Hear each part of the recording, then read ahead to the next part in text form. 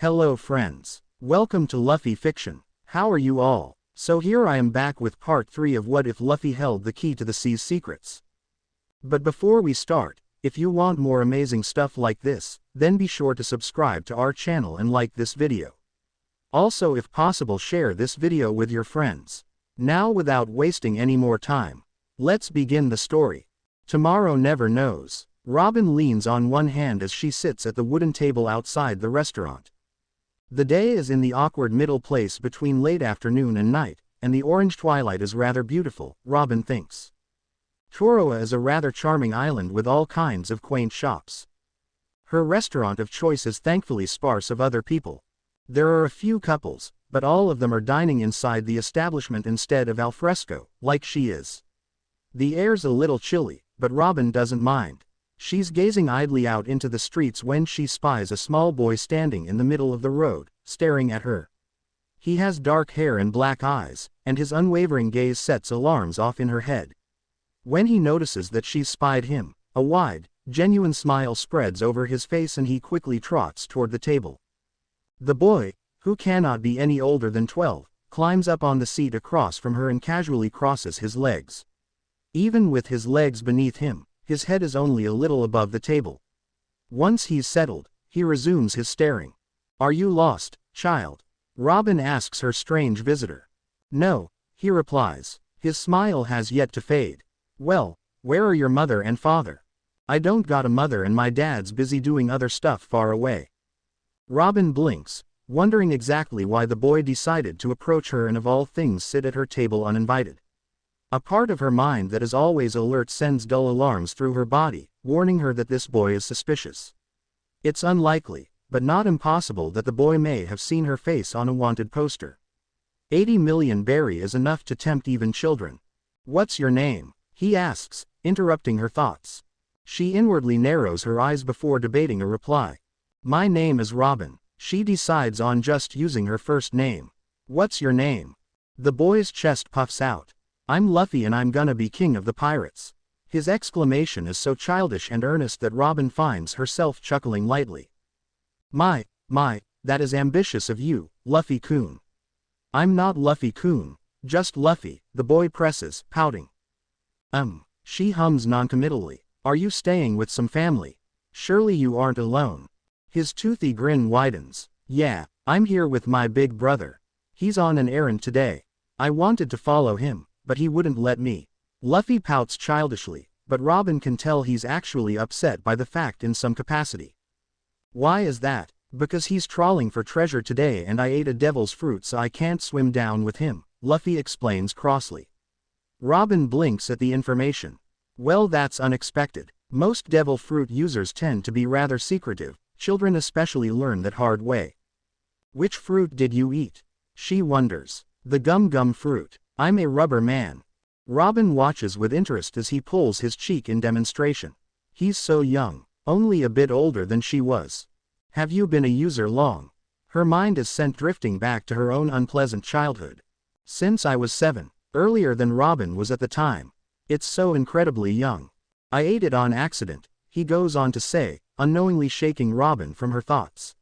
She smiles momentarily, because something about the boy tells her that it isn't incredibly surprising. Still, Robin can't help but ask. "Do you struggle with it? Fitting in?" Well, the kids in the village didn't like me very much. They kind of teased me for a while. My brother's really cool about it though. Even though he used to say it was a lame power, which it's not." Robin chuckles. "It's good to have family." "Yeah," Luffy chirps, seeming genuinely delighted by the fact. Robin likes that he appreciates it. She knows all too well that it could disappear in a moment. There's a pause before Luffy asks her a question. "Nay, Robin, do you have a dream?" His eyes are wide and expectant. She smiles at the innocent question and finds herself answering truthfully. "One day, I'd like to know the entire world's history," she explains briefly. A large smile spreads over the boy's face. "That's a really good dream. A little less exciting than Pirate King, perhaps," she muses to him. Luffy shakes his head quickly. Finding out history is an adventure. You have to go to lots of islands and strange places with strange people and strange food. I'm so hungry. But I mean you have to have adventures to find out history. It's really exciting. She blinks before smiling. That's kind of you to say, Luffy-kun. No, no, call me Luffy, the boy presses. I'm not Luffy-kun. Would you like me to order you something, Luffy-kun? Yeah, Luffy exclaims, and, much to her amusement, completely misses her formal use of his name. She leans back so she's more visible to the inside of the restaurant and hails down a male waiter. He looks chagrined to have failed to notice her before now. Although, now that he has noticed her, well, his drifting eyes will ensure the service will be good at least, Robin supposes. 2 bowls of miso ramen, please, she orders, and the waiter immediately heads to the kitchen. Her companion doesn't seem a picky type. His grin affirms her assumption. As she anticipated, the service is quick. He puts the bowl of ramen in front of her with obvious delicacy, making sure the presentation is perfect. He then moves to put Luffy's bowl down. Luffy's face spreads into a wide grin of excitement. Food, food, food, he chants. The waiter's hand barely leaves the bowl before Luffy digs in with the manners of his hog. Robin smiles benignly while the waiter inches away with disgust. Robin dismisses him with a polite nod of her head, and he's more than eager to leave. Is the food good, Luffy-kun? She asks as she picks up her chopsticks and eats a few noodles. It's good, he exclaims with food still in his mouth. He doesn't lose a single noodle as he speaks, and it becomes clear to her that Luffy is both adroit and practiced at speaking with his mouth full. After a minute or two, his bowl is completely empty. Robin has a sneaking suspicion that he could probably finish earlier if he was in a real hurry. His gaze settles on her bowl, and his large black eyes attentively watch her chopsticks as they pick up ramen. She lowers her hands before setting her chopsticks aside. Luffy-kun, would you perhaps like to finish my bowl? One don't feel especially hungry. Yes, thank you, Robin, you're so nice. He needs no more invitation and grabs the bowl from her place before attacking it with the same gusto as the first. She chuckles to herself. The boy is painfully easy to read. Not that he hides anything. Luffy seems to keep his emotions and thoughts on full display. Robin thinks it's a rather charming trait. Not many people are as open as he was, children his age included. It's because he's so open that Robin can feel the strange sensation of love in his eyes that's directed towards her. It isn't the kind of love people in romantic relationships exude, but love in a familial way. She doesn't understand why he looks at her so fondly, but to be truthful, it's been decades since she's last felt so much genuine affection. It's admittedly nice. He finishes off the second bowl in a fashion similar to the first. She watches his innocent disappointment that there is no more food. His emotions are so untainted Robin finds herself feeling inexplicably wistful. She hails the waiter and orders 2 more bowls for Luffy. It isn't like she doesn't have the money. What does a wanted woman with no home have to spend money on? Food, a temporary place to stay, and clothes are the only things she's had to purchase in the past 10 years. It's rare for her to actually sit down with someone like this and enjoy a meal together. Perhaps she wants Luffy to stay a while longer, and that is why she orders him more food. It's only for a little bit longer anyways. She's leaving the island tomorrow and will never see Luffy again. She idly wonders if he makes a habit of joining strange women at their tables. Nay, Robin, come with me on my adventure. Luffy gushes as he finished off his last bowl. Join you on your adventure? She asks, amused. Yeah, I'll get a pirate ship and you can have your own room, and a library for books and lawn chairs and everything. His excitement is sweet, though misplaced. I'm afraid I can't leave, I have. What was she going to say? Obligations? Friends? No, she has none of those. I have things to do. Luffy nods with a surprisingly solemn expression. All right, but I'll find you in the future, MK. Oh really? Yes, when I'm bigger and stronger, and then you can be a part of my crew, 'cause I'll be able to protect you. I'll save you a spot, all right. She's unable to stop the smile that spread over her lips at his childish promise. That sounds lovely, Luffy-kun. That way you can follow your dream without anyone hurting you. The expression on his face as he speaks the last sentence makes her pause, and question exactly how much the boy knows about her, and exactly how much he knows about the world. Her self-preservation kicks in and she knows it's wise to leave. Thank you for joining me for dinner, Luffy-kun, Robin says as she stands up and places a few bills on the table. Luffy stands with her, smile spreading over his face once more. Thanks for the food, he gushes. It was a pleasure meeting you. She dips her head as a goodbye and attempts to walk away, but Luffy trots after her. He either misses her dismissal or ignores it. You should probably head home before the sun sets, Robin says. She beings walking through the main street of the town, Luffy on her heels. Some of the citizens are still lingering in the dusk, closing up shop once and for all, while a few are lighting their lamps for night service. Your brother will probably worry about you if you aren't back when he returns. My home? Luffy asks with a furrowed brow. Where is your house? Robin asks. The residential part of town is towards the left, isn't it? She takes a side road towards where his home likely is. Hopefully he'll catch the hint, despite his obviously dense nature. I don't live here. He speaks plainly. Robin blinks and slows her pace. Where do you live, then? I live in the East Blue on Dawn Island. That's awfully far away. Isn't that the island that Goa Kingdom is on? I've heard of that place. It's called the cleanest city in the world. Are you perhaps a cabin boy on a merchant ship? It would explain how he ended up all the way in the West Blue. He stops walking in the middle of an alley. The dark expression on his face warns her that something about what she said is awry. It may be the cleanest city, but only 'cause they dump all their trash in Gray Terminal. He replies and his expression is tumultuous. It isn't a nice place at all. His face smooths out quickly though. But it's just my brother and I sailing. We have to pick some stuff up. I see, she murmurs in reply. Robin turns the information over in her mind calmly. Luffy's strong feelings indicate that he likely doesn't live in the kingdom. Perhaps he lives in or around Gray Terminal. That would explain his heated reply. The mere mention of his brother is enough to make any ire leave Luffy's face. Their fraternal bond must be strong. She shakes her head to clear her thoughts. Not that it matters. She and Luffy will part here, likely forever. I must be leaving now. Thanks again for the company. She intends to walk away, but stops suddenly as she senses a group of men approaching her from behind. Without even looking at them, she knows that they're here to attempt to capture her. Her eyes flicker to Luffy. Was it a setup? Has she been lured in?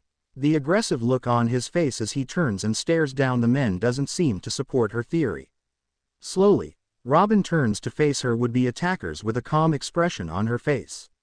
There's a group of approximately 11 people, all of which look like the stereotypical bounty hunter thugs that she often comes across in her travels. Devil Child Nico Robin, one man in the front states more than asks as he steps forward. Robin says nothing, merely watches. We're here to collect your bounty. The man cracks his knuckles, a motion echoed by many of the other men. Robin's eyes dart towards Luffy, wondering what she should do with him. Before she can formulate a plan, he's already stepped forward. No, you aren't, Luffy exclaims. You stupid thugs aren't gonna lay a finger on Robin. His prepubescent voice and unimpressive stature make all of the men burst out into laughter. Robin herself pulls Luffy away from the group of men, and sets him vaguely behind her. Oh yeah, little boy. And who's gonna stop us? You. His words sent the men spiraling into mocking laughter. Luffy sticks his head forward from behind Robin. Yeah, you got a problem with that. I'd like to see you try. The bounty hunter grins maliciously. His other companions copy his body language, pulling out their knives and guns. Robin slowly crosses her arms.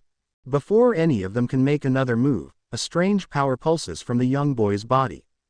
The compressed, intangible energy blows out in a wave, stunning the majority of the men into unconsciousness so only a few remain standing. Their expressions are terrified. Robin turns back and looks with wide eyes at the young boy. That was hockey. Conqueror's hockey. Something said to be so rare that one could go through their entire lives twice without ever witnessing it. And standing before her, a 12-year-old boy has just used it. Got something to say? Luffy demands with a challenging tone. He steps in front of her again. The lead bandit grits his teeth. Don't get full of yourself. It's 3-on-2, and chances are, you can't avoid bullets. Quick as a flash, the man draws his gun and aims it at the young boy. Robin, whose arms are still crossed, summons extra hands to disarm the man and the other thugs. She moves to clutch him, but before she can, an orange and yellow blur shoots forward from behind the thugs and knees the thug in charge in the back of his head. The leader is sent flying into the brick wall, face first, and is incredibly still after the fact. Luffy, why is it you can never stay out of trouble? Robin observes the teen before her. He's also young, maybe 16 at most. He wears a pale yellow button-up that's left open, exposing his developed physique, impressive, considering his age. On his head sits a large orange cowboy hat, adorned with beads. What really strikes Robin is how he moves like a practiced fighter. She knows that she stands before yet another strong young man. Ah, Ace, I wanted to do that. Luffy whines. The other boy, Ace, smiles unapologetically. The two boys' cavalier attitudes are enough to send the remaining two bandits running for the hills. Neither boy pays them much mind. The elder of the pair glances over at her. His eyes widen minutely, and she wonders if he recognizes her from the posters. He surprises Robin when he bows. Thank you for watching over my little brother. I understand he can be a handful. Ace thanks her formally. What a polite teenager. After spending less than an hour with Luffy, she already knows the younger boy is anything but. She stares speculatively at Ace. So this is the brother Luffy spoke about. She expected someone near their 20s when Luffy said they traveled here from the East Blue on their own. Luffy has, once again, taken her by surprise. It was nothing. I barely did anything at all, she replies honestly. Ah, but still, I know how easily he can burn someone's hand. Despite the fact that Ace speaks about his brother like he isn't there, Luffy is still smiling. Nay, Robin. That hand thing was so cool. He has sparkles in his eyes. I ate the Hana no mi, she explains. Spur of the moment, she crosses her arms over her chest and summons a couple hands on Luffy's shoulders to ruffle his dark hair. He giggles with delight at her strange ability. Ace watches on fondly, but she sees him glancing at the setting sun a little impatiently. We have to go now. Gotta stay on schedule, Ace says, mostly to his brother. Samson's getting twitchy again. Did you find it then? Luffy asks, eyes glistening in excitement. Ace chuckles at the reaction and nods. I put it on the ship already. Everyone's waiting for you to come back so we can leave with the tide. All right, Luffy agrees. He turns towards Robin, and he stares at her for a long moment, seeming torn about something before he gives a light shake of the head and grins widely. I mean it though. I'll save you a spot on my crew, okay. Okay. She dips her head a little, smiling as she does. I'll look forward to the day. It was a pleasure meeting you, Luffy-kun. No, I'm just Luffy, Monkey D. Luffy. Luffy grins once more before he and his brother dash away into the town streets and out of sight. Robin doesn't move. She's still caught on his last sentence. D. Her mind pauses as she remembers the last D she met. He'll be one to look for when he's older. Robin admittedly hopes to meet him again, despite the unlikelihood. She exhales wistfully before she steps over the bodies of the unconscious thugs and heads back to her hotel to pack. Samson stares speculatively at the small wooden chest the elder captain brought back onto the ship before disappearing to find Luffy. It's awfully small for Ace to go to so much trouble. Samson can hold it in 2 palms. Apparently, this little box is the main reason why the two brothers set out to sea, and by extension taking over their lives. He wonders what's inside. Samson admits that he didn't really believe Ace when he first said that the two of them had no interest in treasure. He knows better now. They really could care less. When the crew raids a ship, both brothers head to the kitchen instead of the treasury. Samson can't understand it at all. Based off of that logic, then inside the box there should be food or something. Samson snorts at the thought. Ace apparently explored an entire labyrinth of underwater caves to get this. He likes to think that at least one of his captains has a little more sense than to risk his life for food. Luffy might not, but Ace generally does. His hand hovers indecisively on top of the box. Ace said not to open it, but he went into the town to collect his hyperactive brother. That could easily turn into quite the event. He has time. Samson. He can't help but jump as Johnson appears behind him.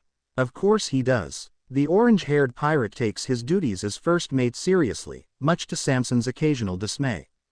Right now is a good example of such an occasion. What do you think is inside? Johnson asks. Samson blinks. He expected Johnson to snap at him. The honest curiosity in his tone is surprising although not unwelcome. Knowing those two, probably food, Samson replies sarcastically. Johnson laughs. You're probably right. The first mate settles himself against the railing beside Samson, idly waiting for the brothers to return. Samson sighs a little, and removes his hand that rests on top of the box. There's no chance he'll be able to open it now. Johnson is a very good first mate in that he never uses force to get the crew to not do something. Just by being near them, he dissuades their actions with his presence alone because he has earned all of their respect.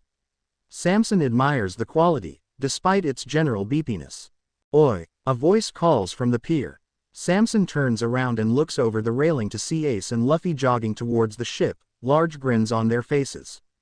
Samson will never say it aloud, but he was a little worried when the two had to split up. He's never seen either boy stray far from the other, even on the ship. They're always together. The only time Samson ever sees them apart is the daily conference between he, Johnson, and Ace. Luffy lacks the patience for the menial details. This has to be the longest time they've spent apart, and the largest distance between them in the month and a half Samson's known them. He figures that the separation, no matter how short, was probably hard on both of them, Ace especially though. Although Ace has seemingly moved past Luffy's near-drowning incident, Samson can tell that he's still a little overprotective. They seem to be perfectly alright now as they approach the ship, perhaps even happier than usual. Hurry up and raise the anchor or else the tide will leave us behind. Ace orders as he and Luffy board the ship. All the members on deck immediately shout their assent and start raising the anchor and unfurling the sails. There's enough people on deck that Samson feels comfortable just relaxing against the banister and watching Johnson micromanage a few of the pirates that got mildly intoxicated while waiting for the boys. Samson smiles dryly. This is his crew. Ace directs them towards one of the uninhabited isles they passed on their way to Toroa. When their heading is good and the sails firm, Ace approaches Samson, Luffy right by his side. Thanks for holding onto that for me, Samson, Ace says extending his hand. The navigator places the box in the 15-year-old's grasp but doesn't move away. He's hoping that they'll open it here on deck and finally satisfy his curiosity. So that's what we sailed to the West Blue for, huh? Johnson says as he approaches their little circle. Samson knows that he too is hoping to see what's inside. Ace nods and holds the small treasure chest in his hands with a slightly wistful expression. Luffy looks excited on his brother's behalf. Their lingering sentimentality does nothing to soothe Samson's growing impatience. So, what is it?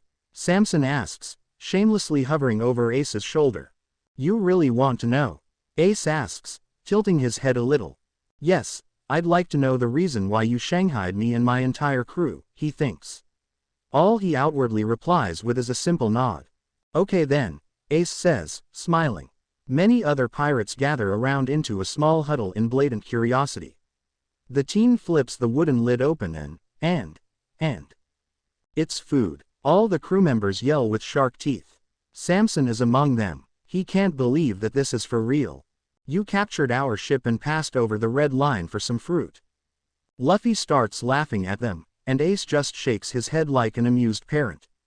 This isn't your normal fruit. Ace holds it up before them and now Samson can see that there are unnatural ridges along the sides of the making the orange fruit look like it was surrounded by flames. They captured their ship and passed over the red line for some rare fruit. Samson isn't consoled. It must be pretty delicious fruit for you to travel all the way here, Samson mutters unhappily. Oh God, no. Both Luffy and Ace make faces in disgust, and this has to be the only time Samson has ever seen them react negatively to food. The two of them look like they're imagining an especially awful thing, and Samson thinks that he sees Luffy's skin turn a shade of green. Oh well, Ace murmurs and throws his head back and swallows the fruit in 2 large bites before cringing and dropping the box. The teen's actually shuddering at how disgusting it tastes and again Samson wonders what the hell it's all about. Why are you eating it if it tastes so bad? He asks with a sigh. Oh, Johnson lets out a soft sound of realization. What is it? Samson asks. That was a devil fruit, wasn't it? Samson snaps his eyes back to Ace, who still hasn't recovered from eating the apparently disgusting tasting fruit. Ugh, do you think I would eat something so disgusting if it wasn't? He manages, looking nauseous. No one has a reply to that. Eventually Ace's skin tone evens out, a shiver visibly runs over his body. How is it? How are you? Luffy asks. What fruit was it? Johnson asks the million-berry question. That, my friends, was the Mara Mara no Mi. As he speaks, Ace's fingers dissolve into fire. His grin is completely, wickedly delighted. Luffy's smile is wide and joyful. Everyone stares in shock. You're on fire, Samson murmurs in surprise. Ace just grins and Luffy lets out a laugh. Full speed ahead everyone. I want to get to that uninhabited island soon. The next part, Ace says with a grind solely towards his brother. I wanna spar. No more holding back, Luffy asks with a slightly feral expression. No more holding back, Ace confirms, and all the other pirates fall over. How were you holding back before now? The brothers blink at them as though they're the ones behaving weirdly, and Samson sighs heavily. Johnson is in a similar condition. As if these kids weren't already strong enough, Johnson says quietly to Samson. Seriously, all of the pirates are still stunned for the most part and haven't moved to answer Ace's command. Thankfully it seems like the lookout is still paying attention to their surroundings.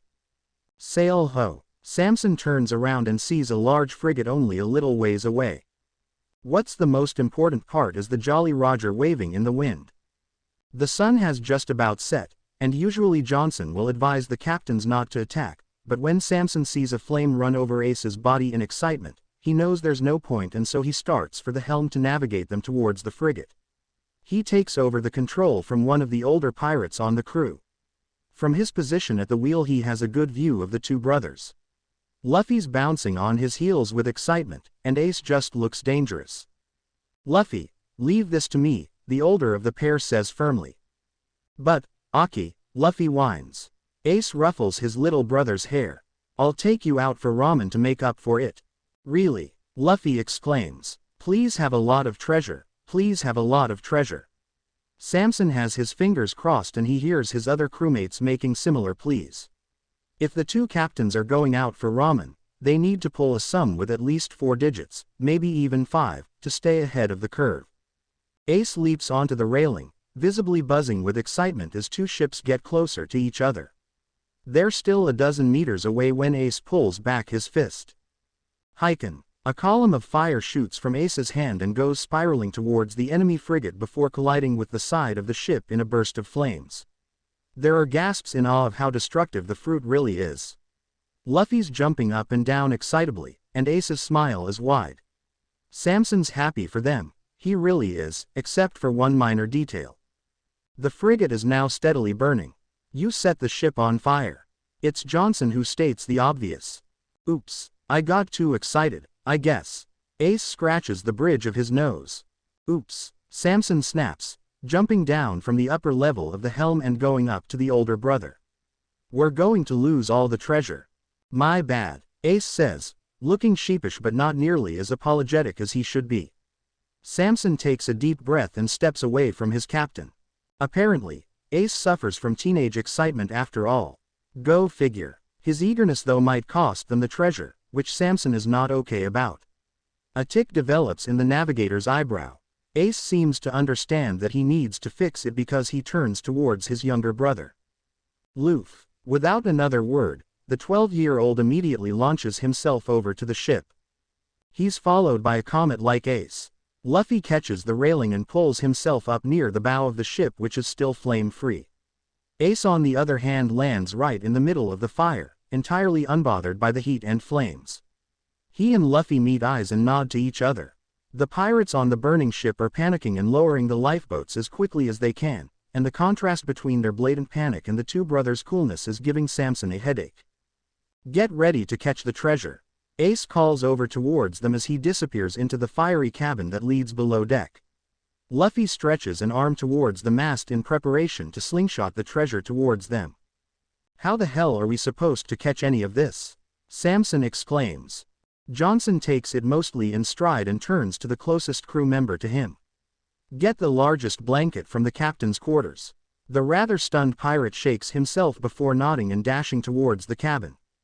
You can't be serious, Samson deadpans, looking at the first mate. Do you have a better idea? Admittedly, he does not. The ship will likely burn down faster than they can get a small boat out there, and even then, it'll probably take more than one trip considering the size of the frigate and the potentially large hoard of treasure. Samson pinches the bridge of his nose. The distressed cries from the other pirates who are all still evacuating into lifeboats isn't helping his building migraine in the slightest. Samson, turn the boat starboard so we have a better angle, Johnson orders. He and a few other men are holding a large red blanket out in anticipation. I swear, if Luffy misses and blows a hole in the ship, I won't forgive him, the navigator eventually mutters. Samson, Johnson snaps. Aye. Samson grudgingly resumes his position at the helm and turns the ship. Are you ready? Luffy calls over the water, body stretched out wide. Ready, Johnson shouts, as he and the other 3 men tense their bodies and grip the blanket tightly. Samson just sighs. This is his life now. As the anchor lowers, Johnson watches Samson leave the helm with an irritable expression covering the navigator's face. The first mate knows that the brunette man gets irritated with the boys more easily than the rest of them.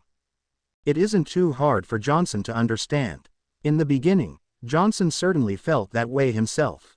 Adjusting to the two of them was nerve-wracking at first. He's more used to it now. These days, Johnson mostly feels exasperated, maybe with a little fondness. Both boys are always surrounded by exciting things. Adventure seems to just gravitate towards them, and Johnson has to admit that he's having fun joining them on this ride. Most of the men disembark on the island, all wanting to run around a little and let off some steam. Though the day was exciting, most of them didn't have all that much to do. Luffy and Ace, despite having had much to do, are the most energetic of them all.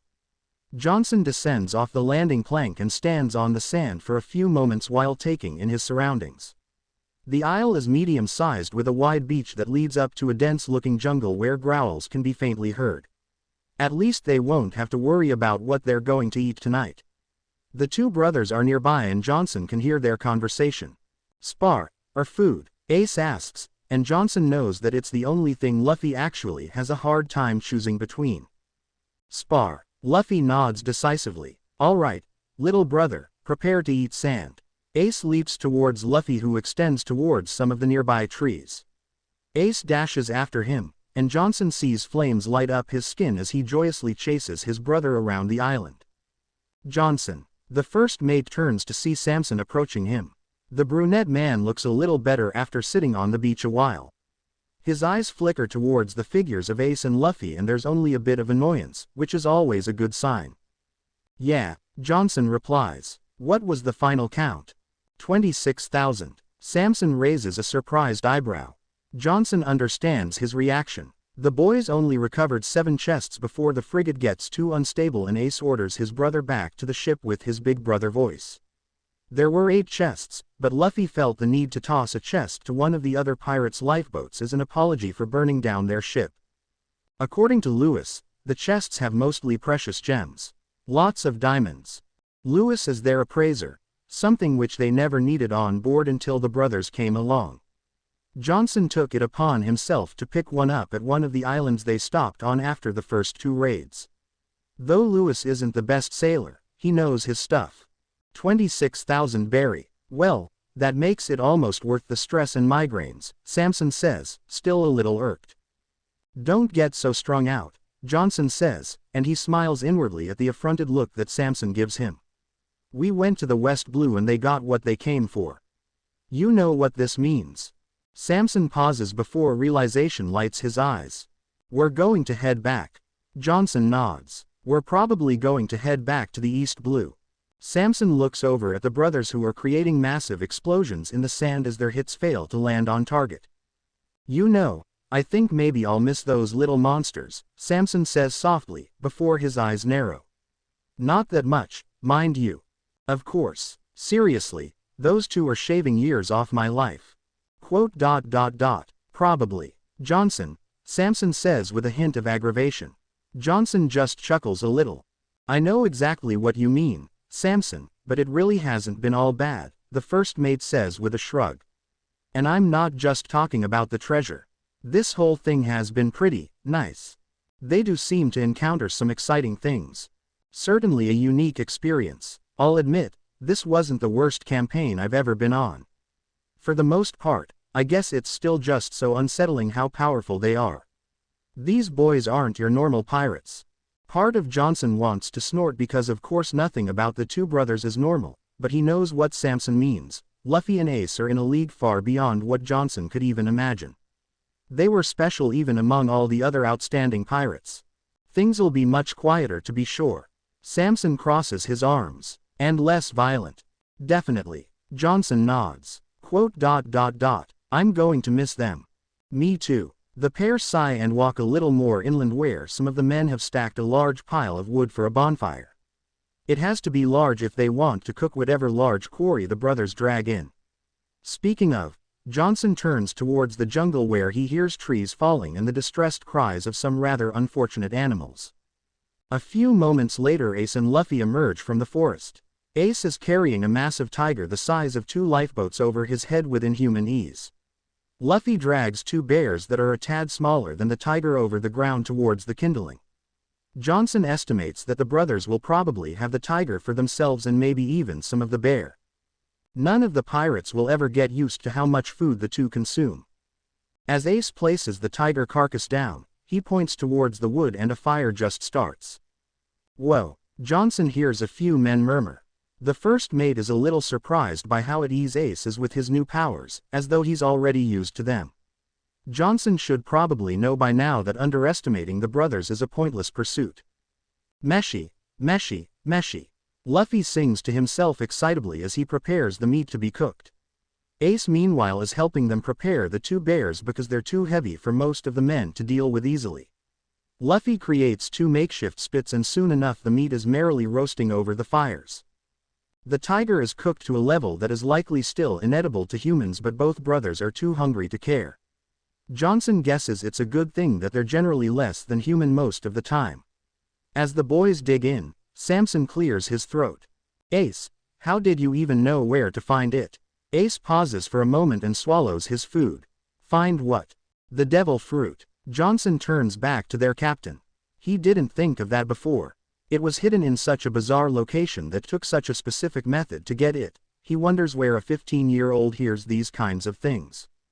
I heard it at a bar from a drunk, Ace says, anticlimactically. Oh, Samson says disappointedly. Really? Luffy asks, a strange note of surprise in his voice. Did you really hear it at a bar? Really? Have I never told you how I found it? Luffy shakes his head. Huh, I guess I haven't told you everything. Luffy's expression falls and his eyes become inexplicably muted. I haven't told you everything either. The words coupled with the empty look in Luffy's eyes are enough to make Ace's hand shoot towards his brother's, and his expression jump to worry. Luffy. The younger brother shakes his head, and his eyes steadily regain their light. He smiles, as though nothing happened. Later. You promised we could spar again. Johnson had thought it was a rather short match before. It suddenly made sense though. Before Ace could ask anything more, Luffy is jumping away, laughing. Luffy and Ace decide to spend the night on the beach, and some of the other men are on the same page. A few of the less nice blankets are pulled off the ship and brought ashore. Ace and Luffy predictably get only one blanket and spread it out a little ways away from the fire. Johnson, who is among the ones to sleep on the beach, somehow ends up within earshot of the pair, something he regrets as he hears them whispering to each other even as everyone else falls silent. He hears Luffy, voice surprisingly calm, say, I wasn't expecting to see her. I know, Ace replies. I'm just really happy. She seemed happy too. I hope she joins my crew again. Johnson furrows his brow, even as sleep begins to overtake him. I think she will. Johnson can hear Luffy's smile, and that's the last thing he knows before falling asleep. Hello, goodbye, hello, goodbye. Samson lightly taps the end of his quill pen against the ink pot in front of him. He figures he'll update the captain's log while waiting for Johnson and Ace to appear for their weekly meeting. Samson still isn't totally adjusted to how the brothers run the ship, and writing the captain's log despite being the navigator is one of the many peculiarities Samson's been forced to accede to. Admittedly, He has found that he enjoys record keeping, after having done so for the last 2 months. Filling the captain's log gives him means to vent a little about all the strange things that happen on his ship. In the temporary respite, he begins the entry for the day. Day 179 since leaving port. Day 75 since Ace and Luffy acquired control. Figuring how to word that sentence without anger or frustration had taken Samson at least a month. Weather. Early ice storms, but skies cleared after half an hour. Maintaining sunny at the moment. He leaves an extra line for whatever freak phenomenon will likely happen later in the day, then starts the bulk of the entry. Things on the ship are running smoothly. The treasury has grown to 950,000 berry as of this moment, but I expect it to reach over 1 million soon. Assuming Ace and Luffy don't sink the ship sparring. Since acquiring Ace's Devil's Fruit, the captains have been sparring more. They destroyed 2 tables in the galley after Ace fell asleep and Luffy stole his food. Thankfully, a ship attacked before they could exchange more than a few blows. If nothing goes awry, we'll likely pull through considerably better off than before. In a day or 2, we'll be back at the Red Line and Reverse Mountain. None of the men are looking forward to our arrival. Samson hesitates before adding, "Time on this side adventure is coming to a close." He shakes his head before pushing on. Both Luffy and Ace have been pushing the ship to her maximum capacity for speed.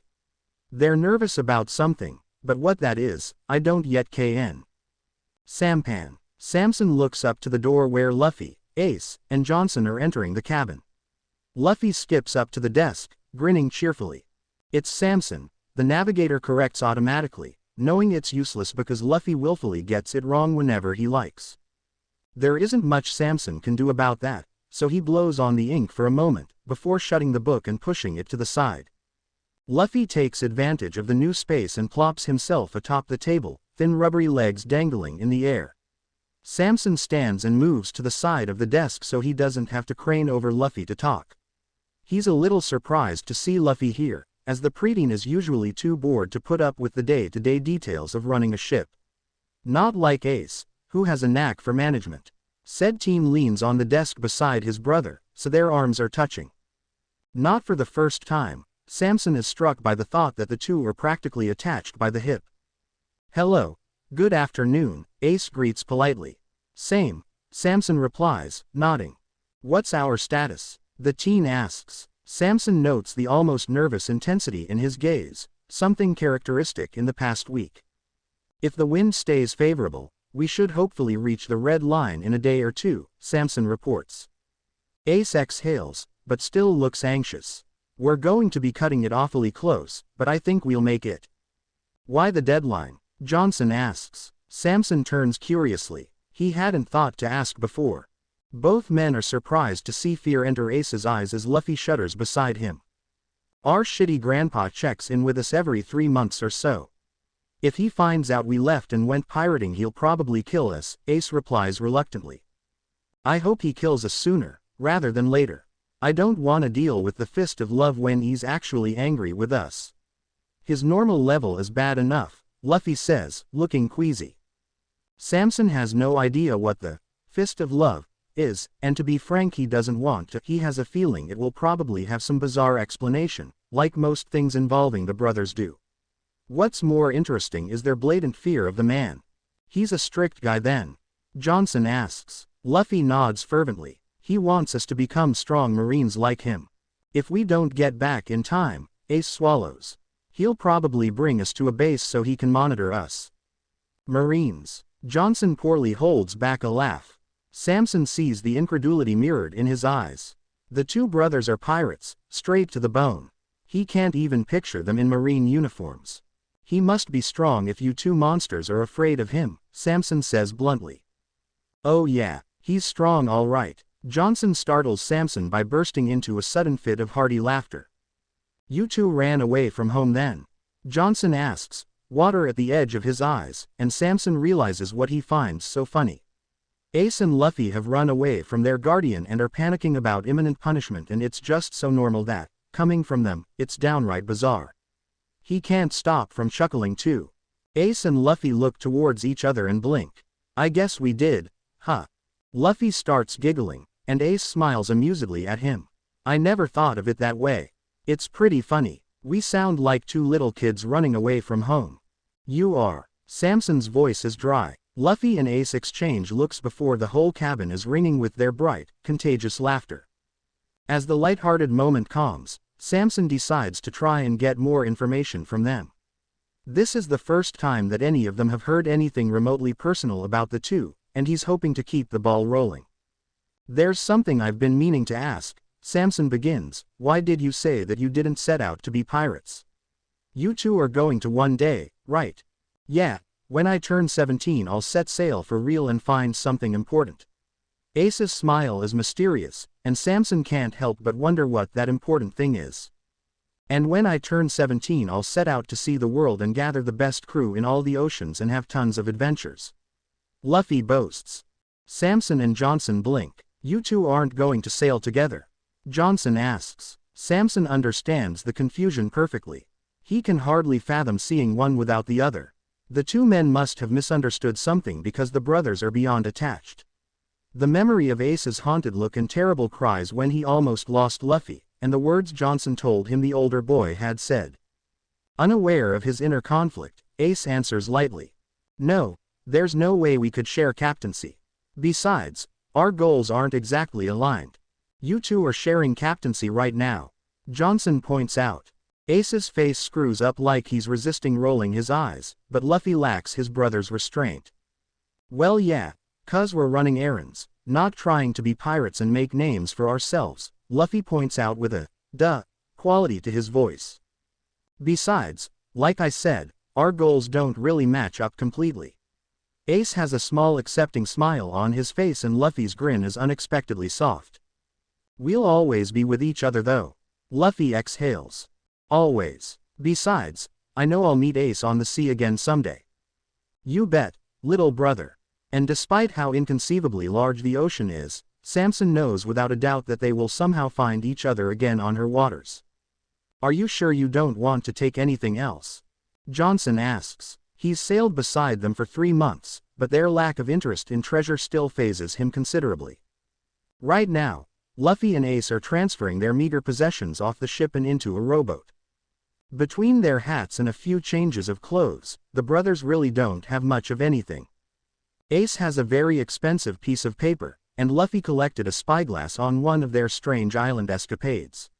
It seems inadequate, so despite their original deal, Johnson offers the boys a portion of the treasure.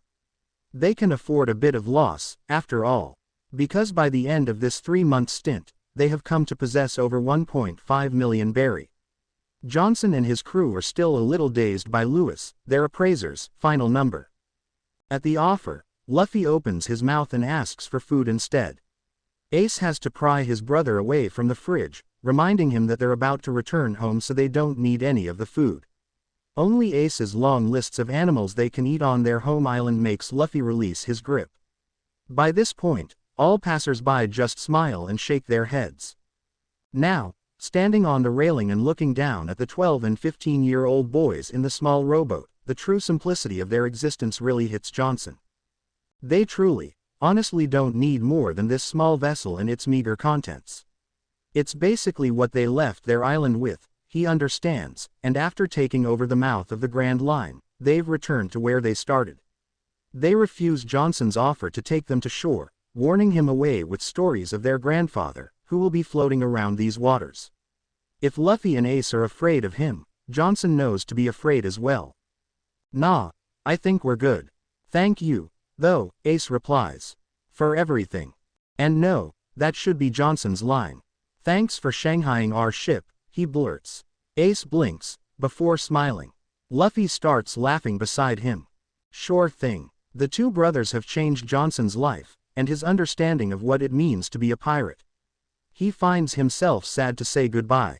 What'll you do now? Ace asks curiously. You're captain now. Johnson blinks. I don't know. He almost forgot about that. The ship and all the treasure are under his control now. Oh, you should be the orange-haired pirates. Luffy crows. That's stupid. Samson deadpans from beside the first mate. I think we all agree, ASL pirates fits. Johnson's words earn him unanimous nods from the other pirates. Though I still don't know the meaning behind the name. It's Ace, Sabo, and Luffy. Ace fills them in. Who's Sabo? Our brother. That's all Ace says, lips pressing together tightly, and it answers Johnson's question of where the third brother is. Luffy's gaze is pinned westward, looking longingly beyond the horizon. It drives home how little they know about the boys, because they never knew they suffered from the loss of a brother. Acutely, too, if the look in their eyes is anything to go by. We'll carry on, then, Johnson says softly, and the boys smile at him again. Goodbye, Ace says. Take care, Samson says, voice gruff. Johnson smirks at his fellow crewmate. He does such a bad job of pretending not to care. All of you, too. It's been a pleasure. Ace grins before he sits down and starts navigating their little boat away from the North Eagle. Bye Sampan. Bye Johnson. Luffy cries as they get further and further away. That idiot, Samson grunts. Johnson claps his fellow crewmember over the shoulder. Several of the men are sniffling behind him. He's sad too, but Johnson wants to embrace this moment. All right men, set sail to the north. I think shore leave is in order. A cheer of approval rises from the crew. Aye, Captain, Samson says with a wry grin. Johnson turns away from the brothers and sets his eyes north. They've got the whole world ahead of them. Returning to the island is sort of a surreal experience for Ace and Luffy. They find it unexpectedly difficult to adjust to life on solid ground after having spent the past 3 months as the pirates they know they are, and they find themselves immediately longing to return to sea once more. The countdown to departing into her embrace begins anew. Their sadness at leaving the sea and the ASL pirates, whom both brothers grew quite fond of, is soothed by Makino and the bandits. They arrive at the mountain hideout and are greeted by sobs of joy from Dayton and the other bandits. It's a nice welcome back, especially when the tears of happiness fade and the smacks and growls reappear. The boys laugh as they duck out of Dayton's grasp, enjoying the familiarity before escaping to the village to visit their adoptive mother. Makino receives them with cheers too, and food, which is nice. She closes the bar early, then sets Luffy and Ace at the counter, laying out a veritable feast as she asks them all about their adventures. Ace is surprised by how much has really happened to them, and both he and Luffy are comfortable and willing to relay their stories to the woman. Ace even tells her about the Mera Mera no Mi. After a demonstration, she warns him to be careful, which is so considerate that Ace smiles. The visit is cut short by the arrival of Garp. Here you are, he booms as he slams the door open. Ace and Luffy both jump several feet in the air. JG-chan, Luffy stutters fearfully. Ace is sweating nervously beside him. They had cut it close. I thought you'd run away on me, instead I find you down here. What did I tell you two about coming back to Fuchsia Village? Garp demands. And Ace feels dread, so not quite out of the woods. His dread and horror double when, during training, Garp throws Ace into the river and he almost drowns. So much for keeping his devil's fruit a secret. Where did you get a devil fruit? Garp asks lowly, dangerously, while gripping Ace by the cuff of his shirt. Ace is still coughing up water, so Luffy takes it upon himself to answer. Dayton found it. Ace continues coughing, even as Garp cracks his knuckles and stomps back to the bandits' hideout. What the hell, Luffy? Ace demands, shaking the boy. Oops, they might be one foster mother short soon. The day before Ace leaves 2 years later is like any other. He and Luffy spar, hunt for food, and visit Makino.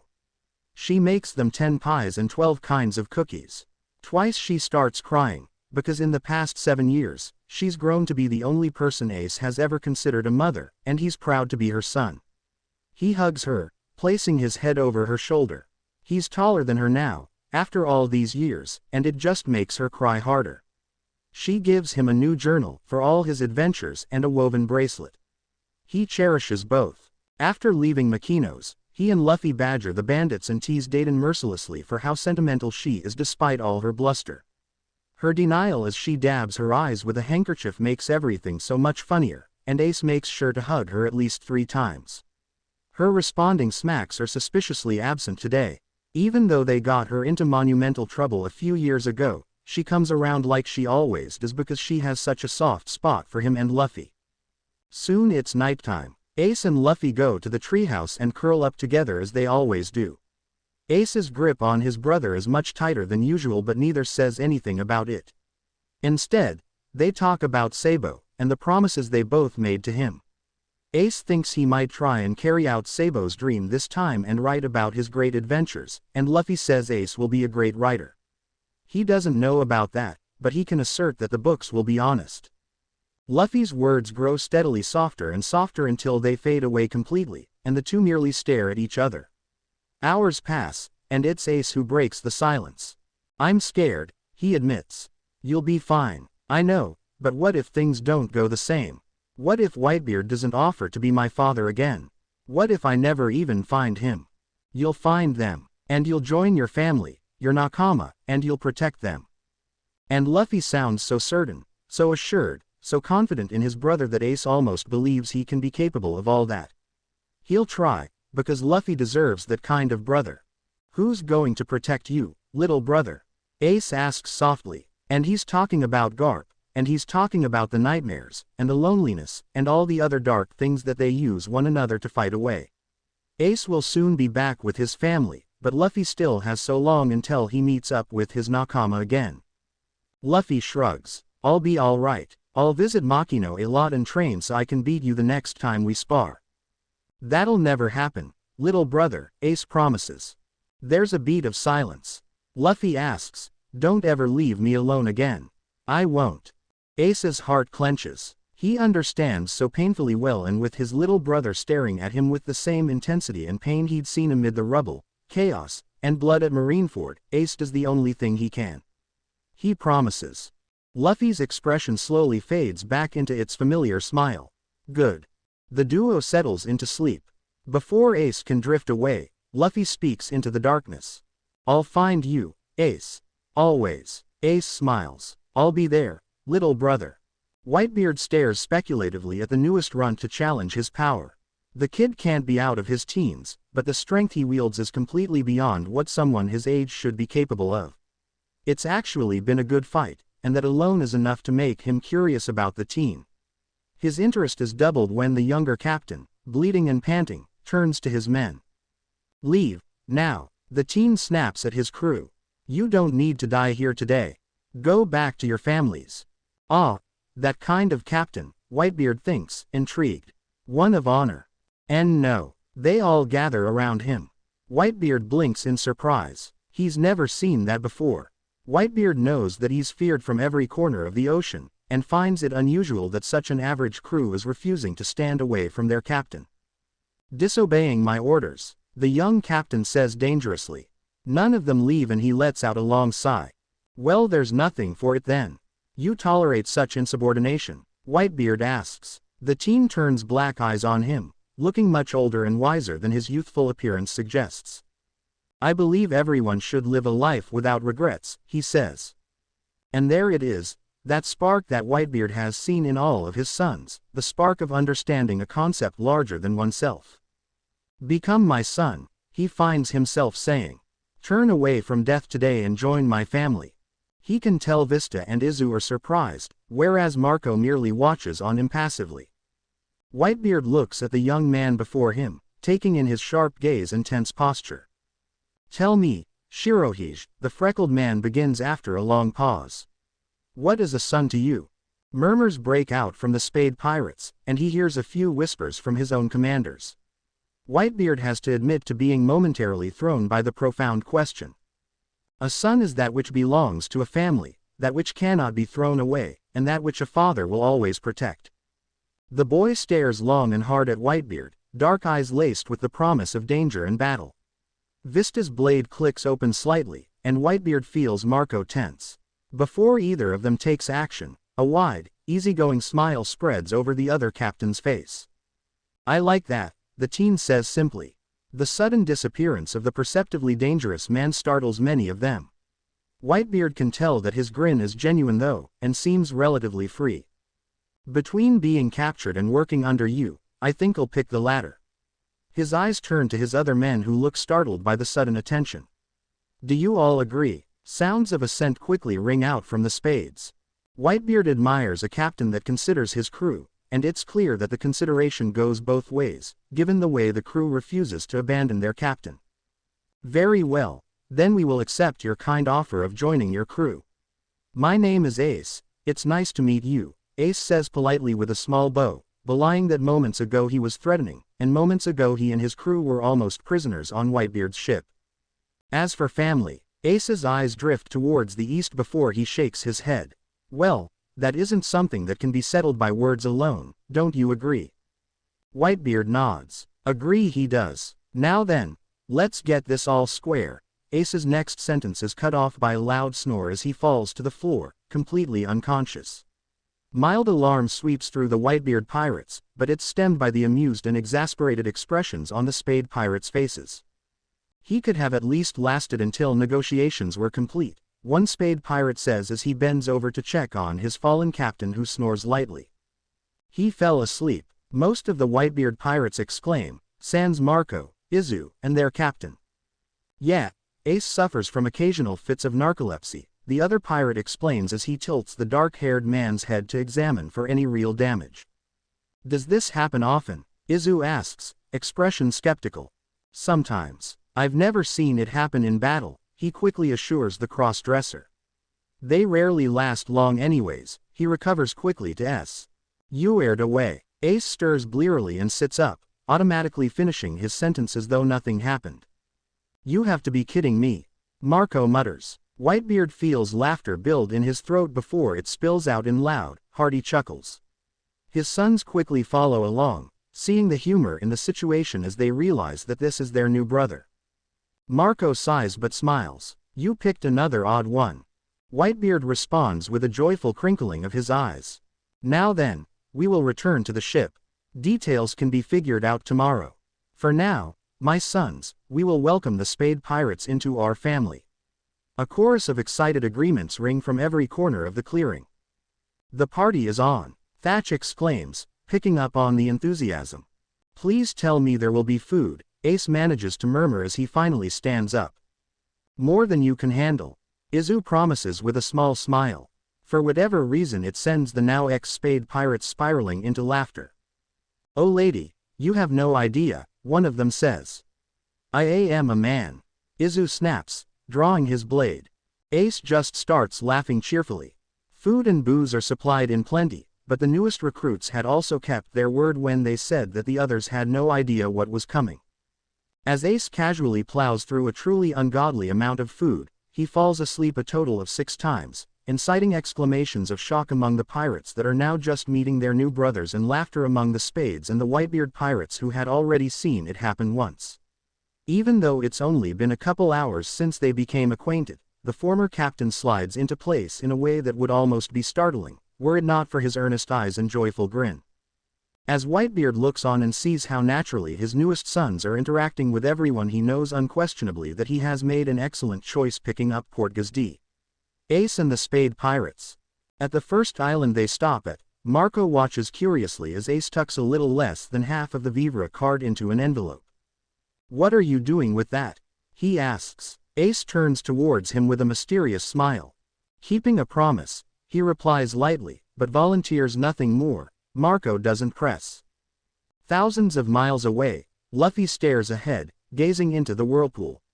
There's no guarantee that he'll end up on Alvida's ship again. He might be sailing to his doom. He takes a deep breath and pulls himself into the barrel. Death or the future, he'll accept either, just as he always has. Follow the sun. Zoro meets Luffy in the courtyard of a Navy base.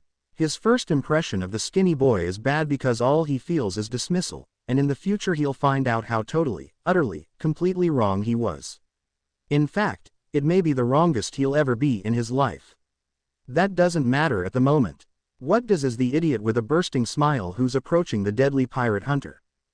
The kid then doubles his stupidity when he not only glibly tells a pirate hunter that he's a pirate, but actually asks him to join his crew. The terrified-looking pink-haired kid has the right idea, trying to tell the idiot to run away, and to stop trying to get a pirate hunter to join his crew. The moron in the straw hat just grins while effectively batting away the scared boy's attempts to grab his hand.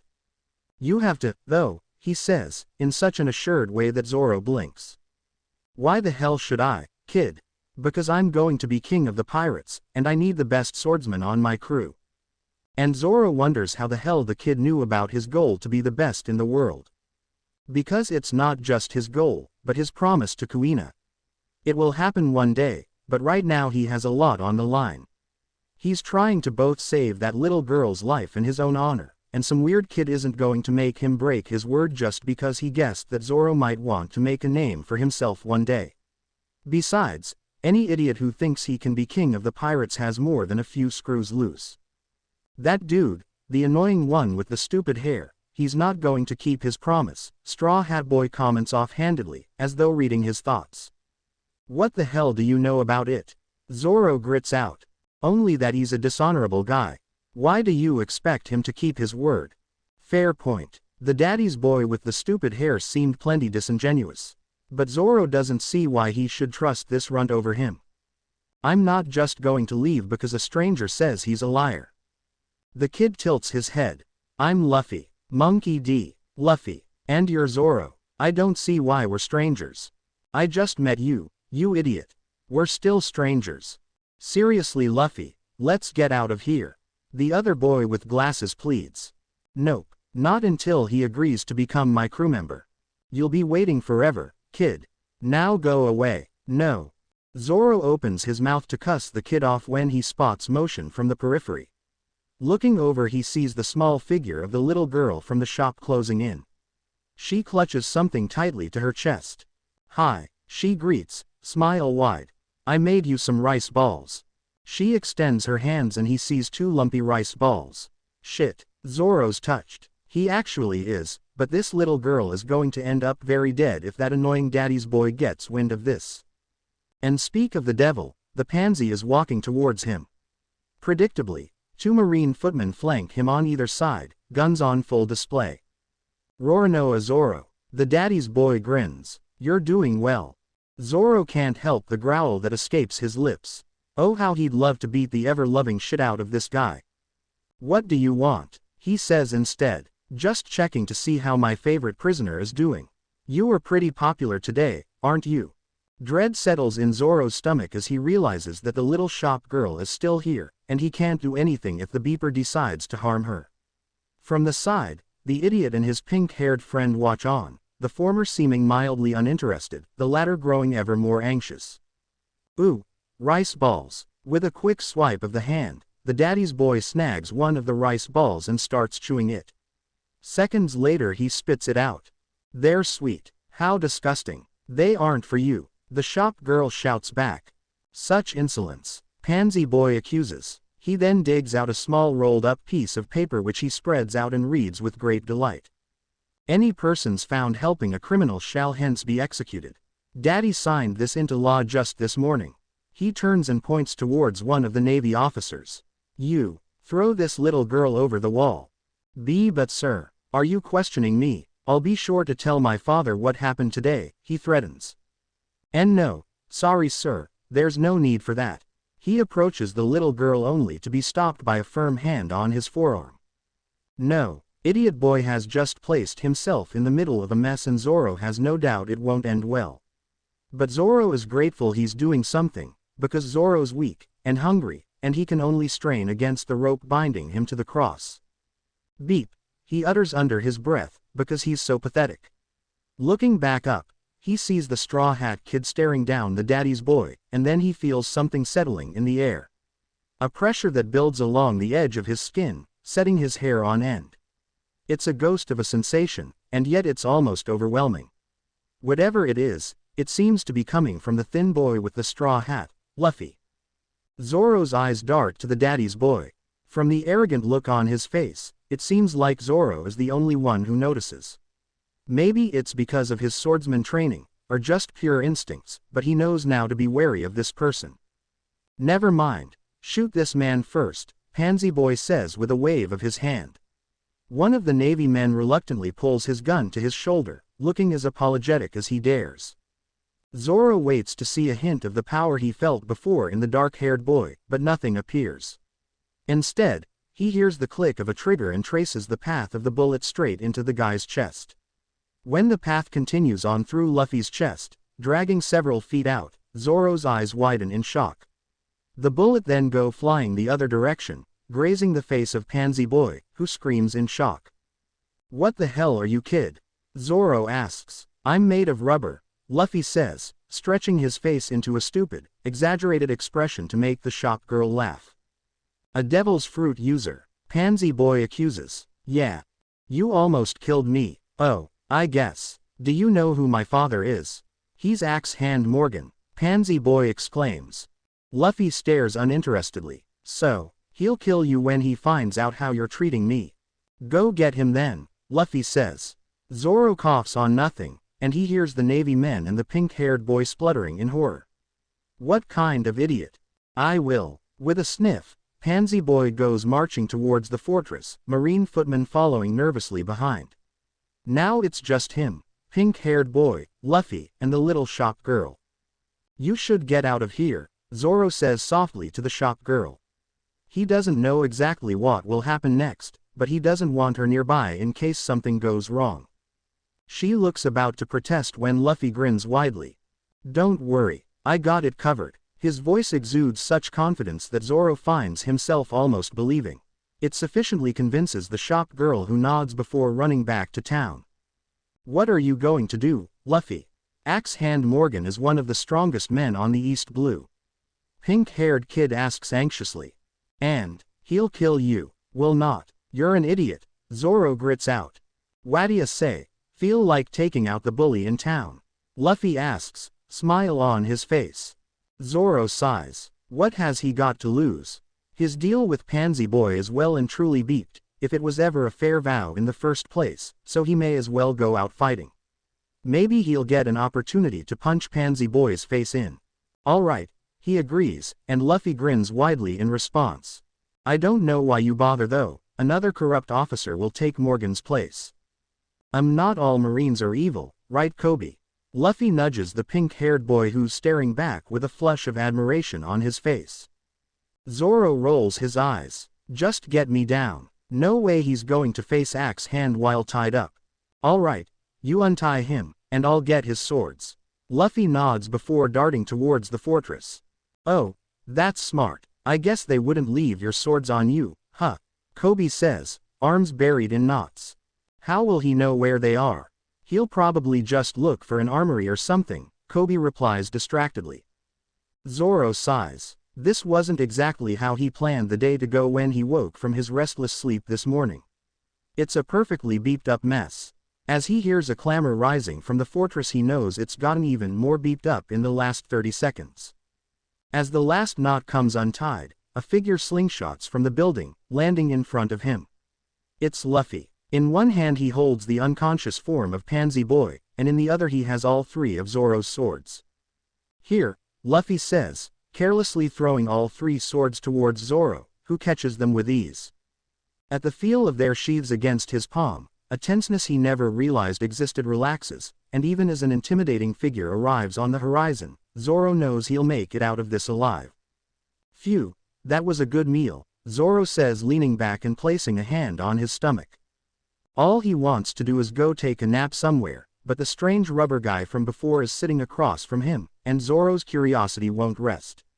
Away from the battle, he's back to the spacey smiley boy Zoro first met, no hint of that ineffable power that saturated the very air around them. Seeing him eat and laugh makes him seem, well, not exactly normal. He's beginning to figure out that Luffy doesn't really do normal, but something like it.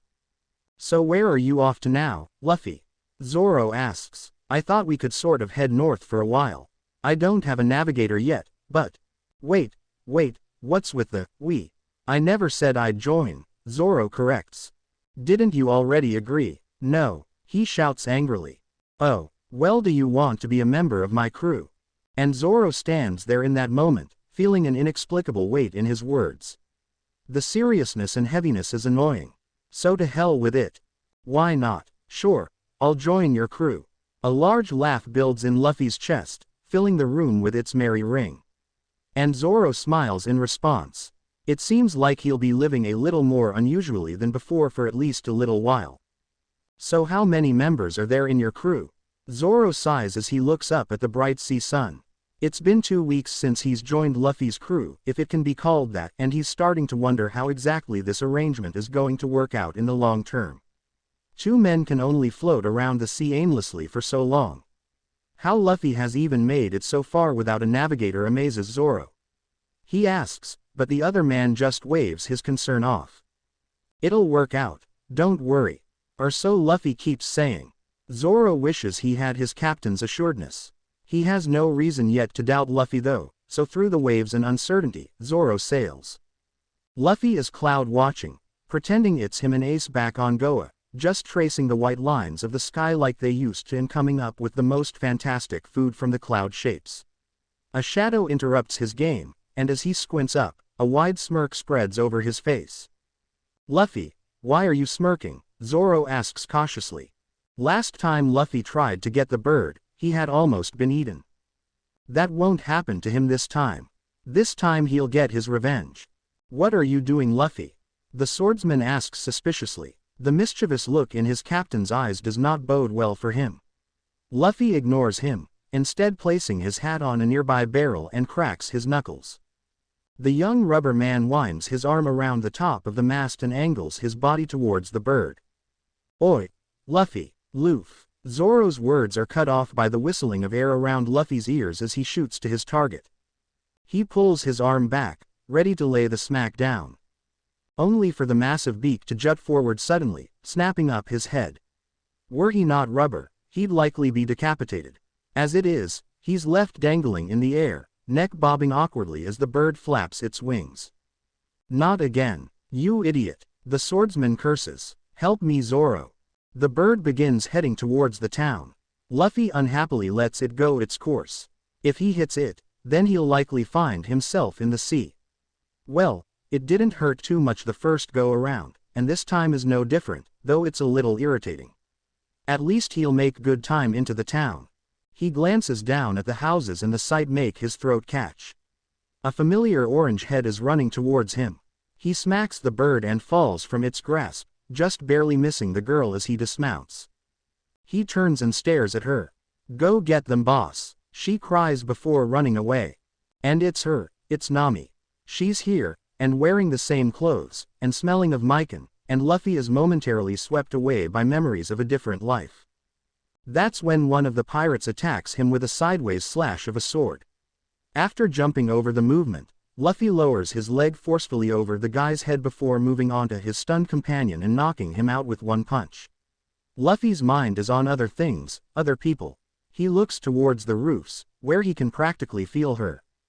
She feels his eyes pierce through the roof where she's watching things. Nami ducks and contemplates running, though seeing how quickly he dealt with those guys, she has a feeling that if he wanted to, he could knock her out in a second. He doesn't though, he's just watching. There's no question that this guy is strong though.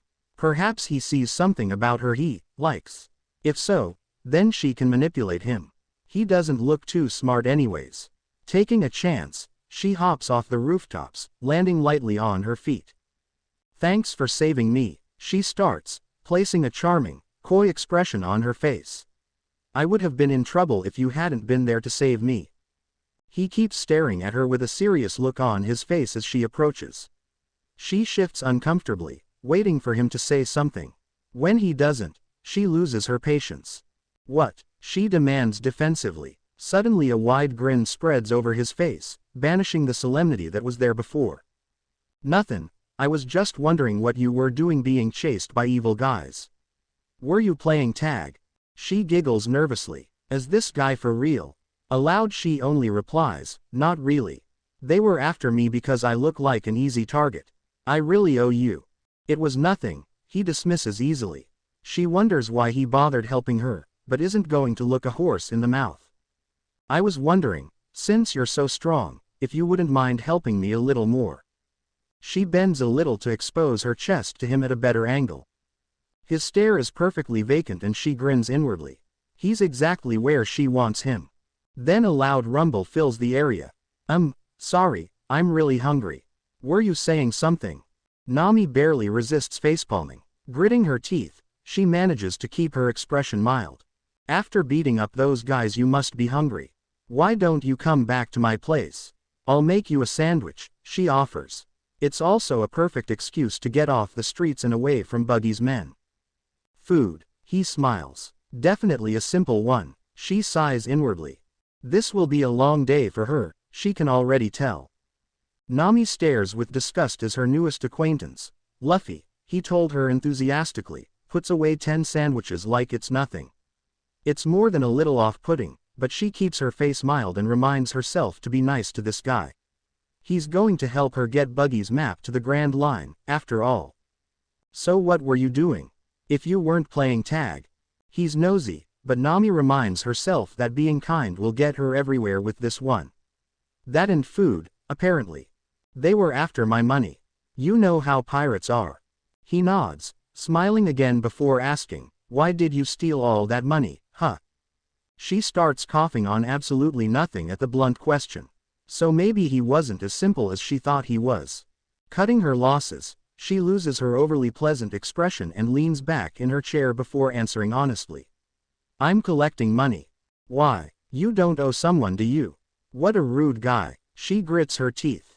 No, I'm doing it for personal reasons. His face lights right up with so much pure delight it makes her shift away. What are they? I'm looking for someone, she says vaguely. I see. He hums to himself for a moment before a wide excited grin overtakes his face. You should join my pirate crew. Why on earth would I do that? Pirates aren't the worst scum to walk the earth, but they certainly aren't the best either. Her first encounter with pirates was frankly a little scarring. Arlong left a sour note in the word pirate for a very long time. In her extensive travels, she's met good and bad pirates. She'll wager this guy fits in the former category. If you do, then we can take you lots of places so you can find the person you're looking for. And me and my first mate are super strong so we can protect you and stuff if you become our nakama. She blanches as he throws the word, nakama, around. She didn't intend to become anyone's comrade, but she considers his proposal seriously. This could be very beneficial. This guy might be able to take her different places, for free it looks like. He's also pretty strong. While she can generally fund her way anywhere she wants to go, protection is a different matter, especially consistent protection. It's not like she's weak or anything. Nami thinks she can handle herself pretty well, but this is the East Blue, the weakest of all the seas. If she wants to go to Grand Line, Nami will need a lot of help. She knows better to trust anything blindly, but something about the guy is so unassuming that she finds herself nodding. All right, I'll join your crew, but only temporarily, Nami warns. Sure, Luffy nods eagerly. Now that I'm your nakama, you should do me a favor, Captain. She bats her eyelashes. Get rid of the guy that's after me, your nakama. Okay, he chirps. Okay, she's taken aback. Don't you at least want to know who it is? Nope, I can beat him. She finds that in the face of his confidence she can't doubt him.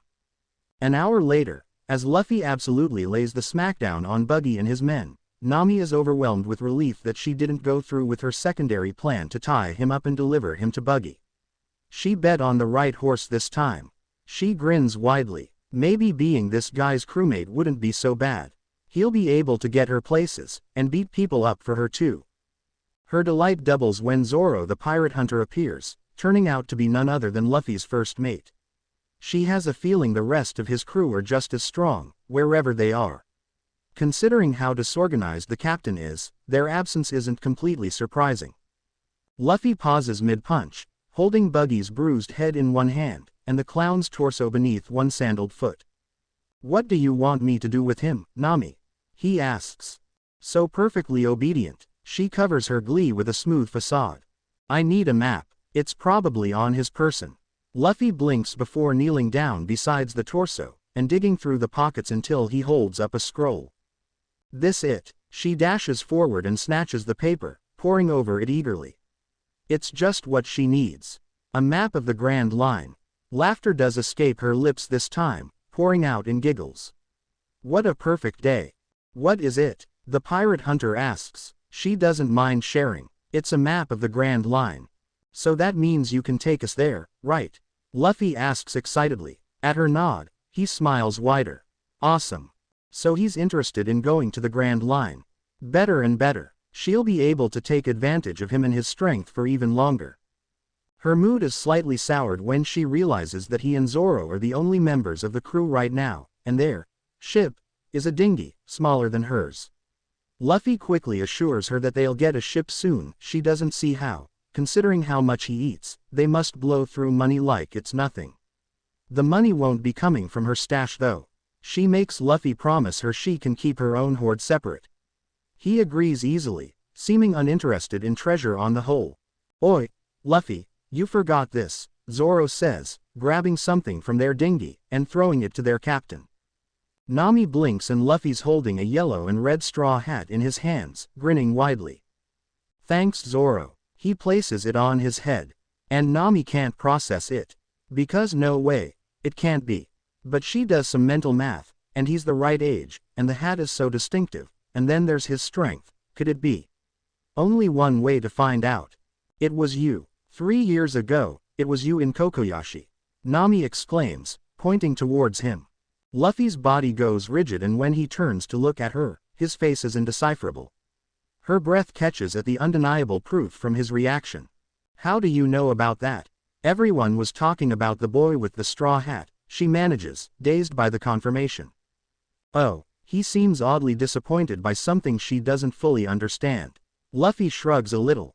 Yeah, that was me. And no, he doesn't seem to understand what his actions mean, so she clutches the front of his shirt desperately and pushes the words out. You saved my life. You saved my village. I did. He nods. Why did you do that? Arlong hurt someone I cared about. A nakama. No one gets away with hurting my nakama. Nami feels stunned that she is now included in that category. Well, no matter why you did it, thank you.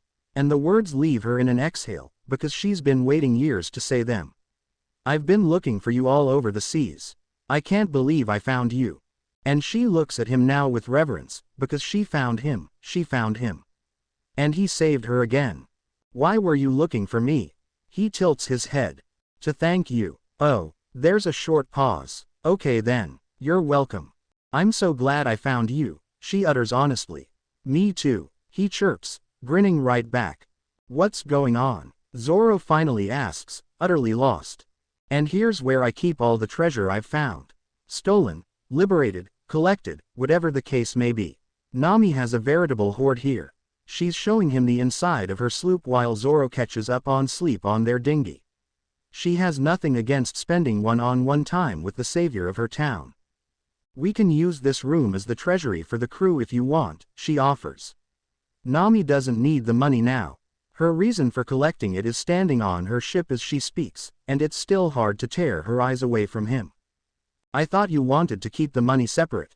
Luffy asks, confused. Nami winces at the memory of how she treated Luffy prior to her realization. Hopefully he doesn't think too badly of her. That was before I knew. Well.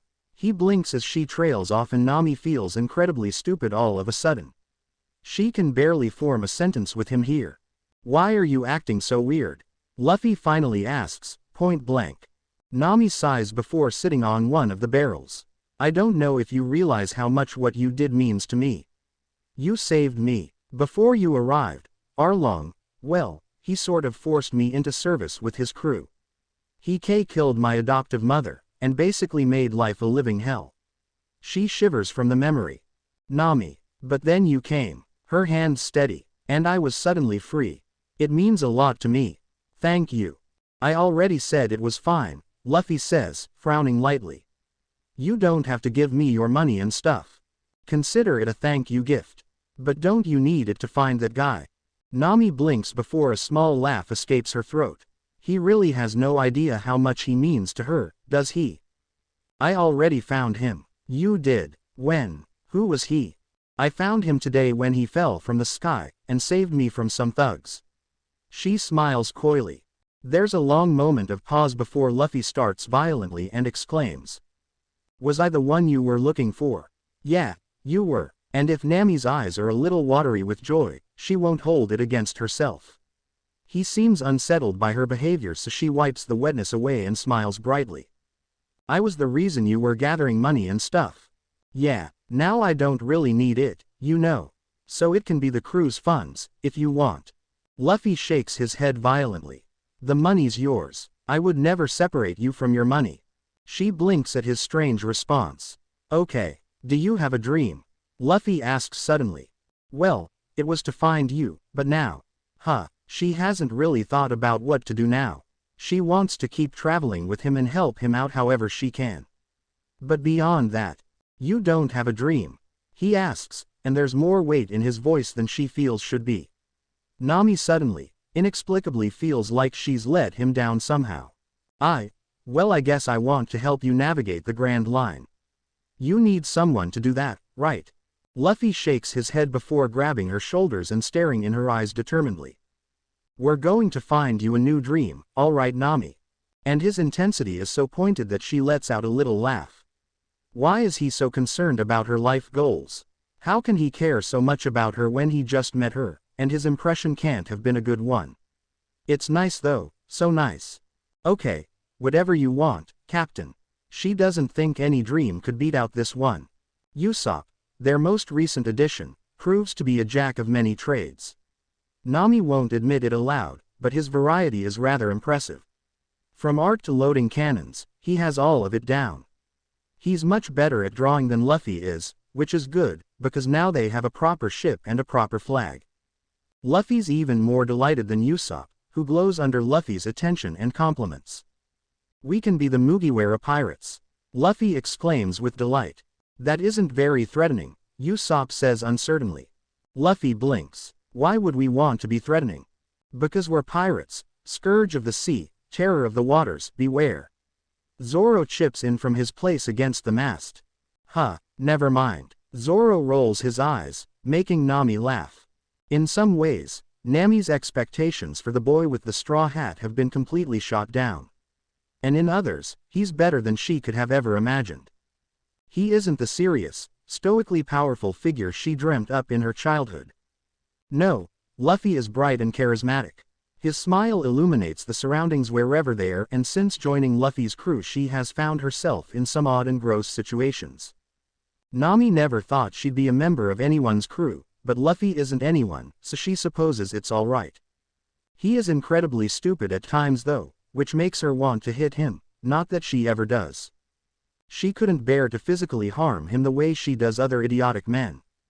Luffy means so much to her already, and he endears himself further every day. It took her a while to actually relax enough around him to insult him whenever she does. He looks inordinately pleased, which is just odd. She wonders if he has a masochistic streak, but now it's almost unnatural how at ease she is with him, with all of their slowly growing crew. Nami's never been so close to so many people. It's nice, though it was definitely awkward at first. But so worth it.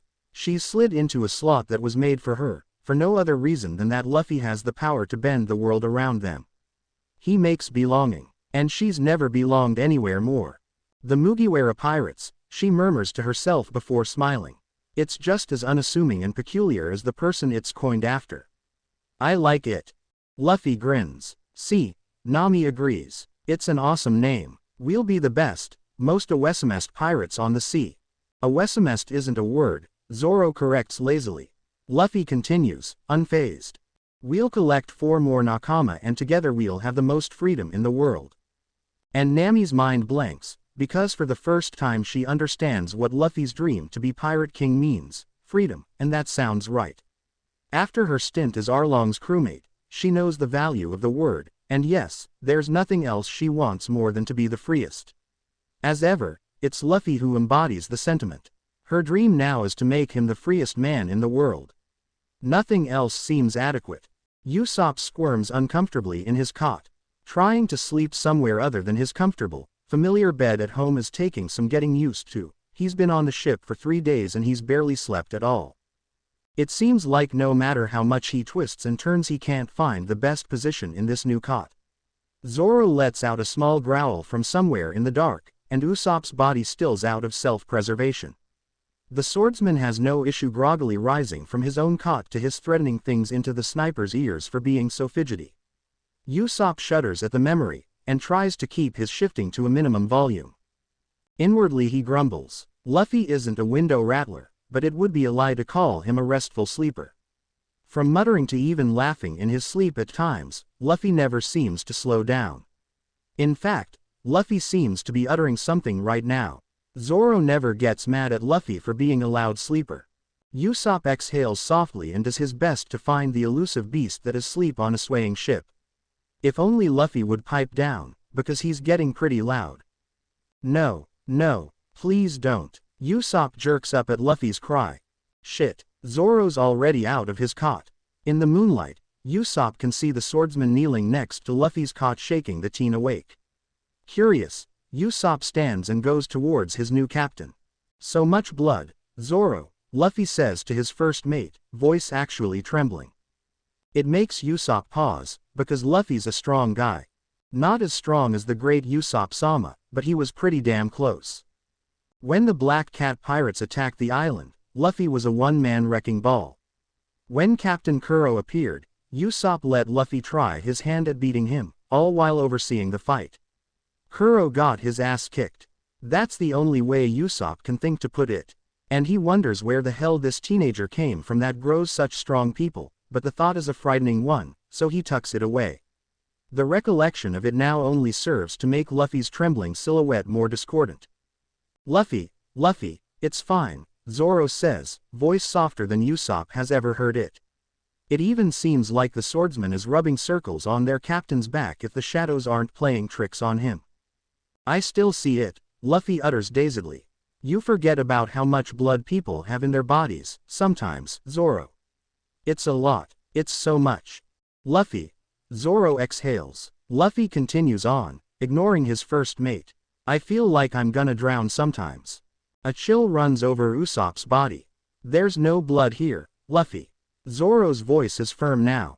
We're all safe on the boat. You, me, Usopp, and Nami. Tomorrow we're going to find a chef, remember? Yeah. He's waiting for us, isn't he? Luffy asks. Definitely. The faster you go to sleep, the sooner you'll meet him. Luffy hums. After shifting for a moment, the air is filled with deep breathing and light snoring. Zoro stands from his crouch, and turns his eyes to Usopp. The sniper can feel the gaze, despite the darkness of the room. Without a word, Zoro walks past Usopp, tugging his elbow. The sniper dutifully follows the first mate out of the cabin, shutting the door softly behind him. Zoro leads them to the kitchen. As Usopp sits down at their table, Zoro heads to the cupboards. What do you want? He asks gruffly. Hot chocolate slips past his lips before Usopp can even think about it. He regrets it immediately, because he's a man of the sea now, a brave warrior, and brave warriors don't run for hot chocolate after a tough night. Before he can scramble and cover up his mistake, Zoro sets the kettle on the burner. The swordsman then goes to the cabinets and digs around for a few moments before finding some whiskey. The room is filled with awkward silence that leaves Usopp sweating from nervousness. Finally, the water boils, and Zoro taps some hot chocolate mix into a mug and pours the water in before the kettle begins to scream. He places the cup in front of Usopp before sitting across from him, whiskey bottle in hand. He doesn't get a glass for himself, but Usopp didn't expect him to. Zoro avoids getting a glass for booze whenever possible. Fewer dishes, he cites whenever Nami gets on him about that. Usopp looks down at his steaming brown drink and then up at Zoro. He expects a smirk or some kind of judgment for his drink choice, but Zoro appears perfectly neutral. In fact, he doesn't even seem to be looking at Usopp. Instead his gaze is trained out the window. It suddenly hits Usopp how practiced every bit of this is. Zoro's calm speech and soothing gestures are tailored to calming Luffy down.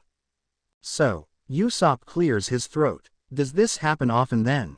Zoro rolls his shoulders. It depends on what you mean by often. I've only known Luffy for a handful of months now. I'd say it happens once or twice a week. Is that often, do you think? Usopp coughs on his hot chocolate, scalding his hands. He lets out a moan of pain, but bites down the end of it at Zoro's piercing stare. I don't really know. Admittedly, Usopp doesn't have too many nightmares, and the ones he does have usually involve forgetting his pants, not drowning in blood. Me neither. He's been doing better recently.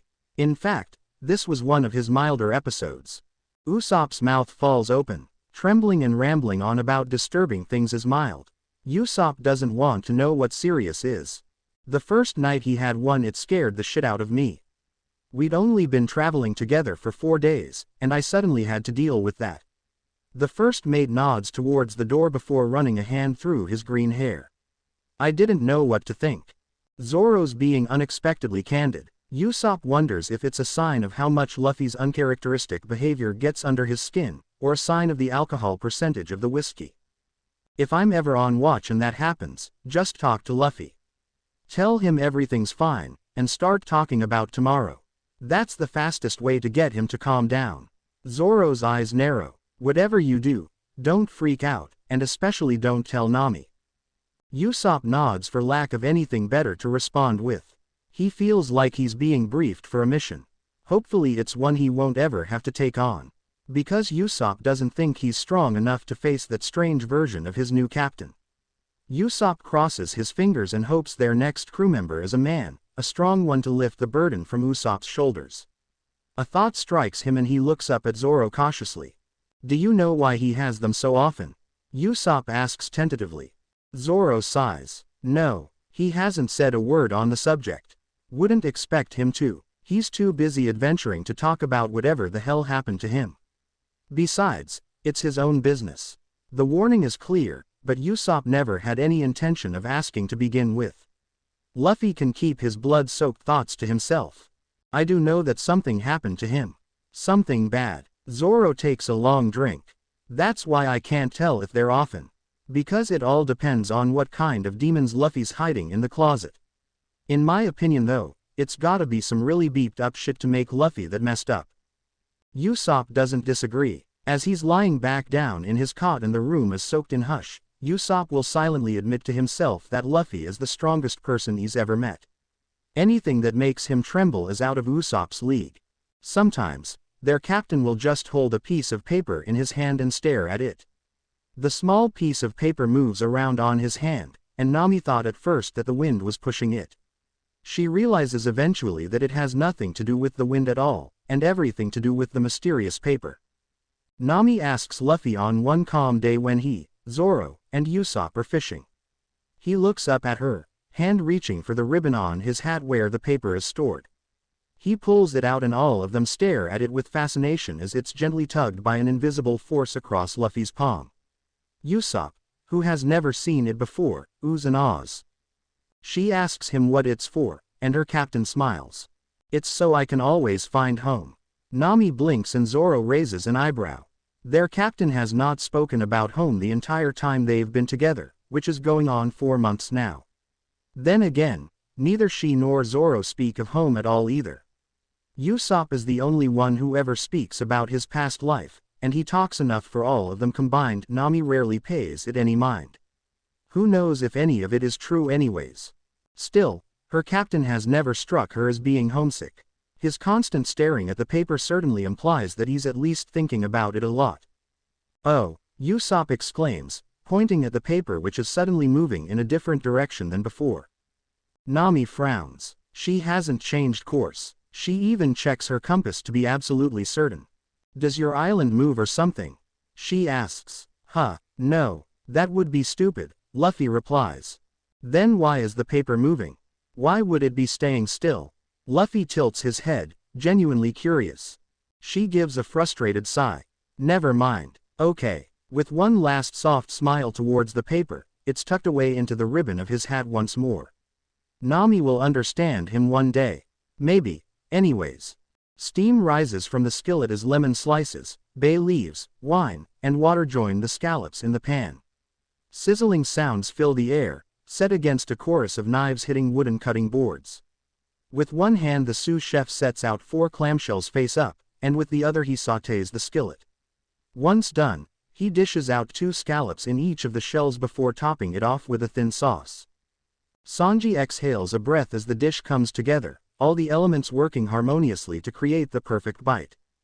Any minute now, Sanji lifts his narrowed eyes and lays them flatly on Patty, who's impatiently waiting to take the dish out. Patty's never understood what a dish means, but that isn't all his fault, so Sanji just steps away from the food and waves his hand. Don't drop the plates, he says. Patty glares, but takes the food away. Sanji wishes that he could take the dish out himself, but it's been busy, and things are only now slowing down. He's only had 1 cigarette today, a fact that gnaws greatly at him by this point. He pats his pockets and feels the familiar square of his cigarettes. Hey, Sanji will never admit it, but he jumps about 3 feet in the air. He whips around and sees a teen with black hair and matching eyes that look especially vacant kneeling on the other side of the counter. Drool is spilling out of his mouth, and his attention wanders from dish to the uncooked meat and then back to Sanji in a cycle. What the hell are you doing in here? Sanji frowns. Will you make me something to eat? The teen asks. Go out and order something. How did the kid even get in here to begin with? I want you to make it, he whines. Do I know you? Sanji asks. No yet, I'm Luffy. The teen nods. If you don't know me then why do you want me to make it?